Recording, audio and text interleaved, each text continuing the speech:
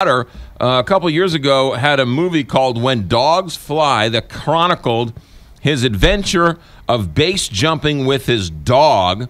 The dog, you might have seen this online, he was wearing goggles and he had a little sort of hat on and a parachute and all that, and it became an online sensation, and people worried about the dog. And he was one of these that would base jump, which is shimmy out onto a ledge and jump off a wire and parachute down. And then he got into wingsuits where you'd climb up on a mountain or wherever, and you would jump and you would literally fly in like some type of squirrel outfit, and then you would hug the face of the mountain and fly. You've seen these pictures. The videos, some of the most incredible stuff in the world. He was considered one of the best. This weekend, he was wingsuiting, I guess is the official word, base jumping, or with his wingsuit, off of Yosemite this weekend, Taft Point in Yosemite. It is, by the way, illegal to do this in Yosemite, and their spotter heard two sounds that could have been impacts or could have been a noise made by parachutes when opening.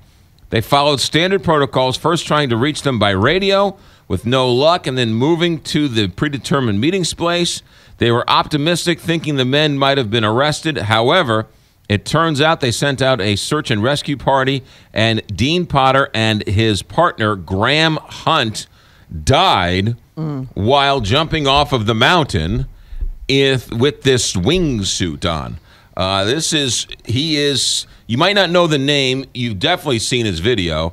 He is considered one of the legends in the sport, one of the ambassadors of the sport, the face of the sport. I want to say he was even profiled in that 60 Minutes piece a couple of years ago that sort of opened it to the world of what these people do. But, you know, it's strange to think, wow, an accident, the man jumps off mountains for a living. No one really knows what happened. They're investigating it, but they found the two bodies, parachutes unopened. But the man died doing what he loved. Yeah, and you got to know, obviously, there is a huge amount of risks that you're taking, yeah, when you're jumping off mountains, and not really a parachute, but whatever this wingsuit is. Right.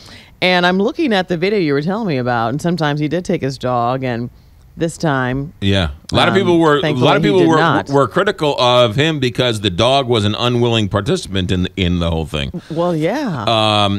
But the picture, the videos of these things, it makes you wheezy, and you're sitting on your couch watching these videos.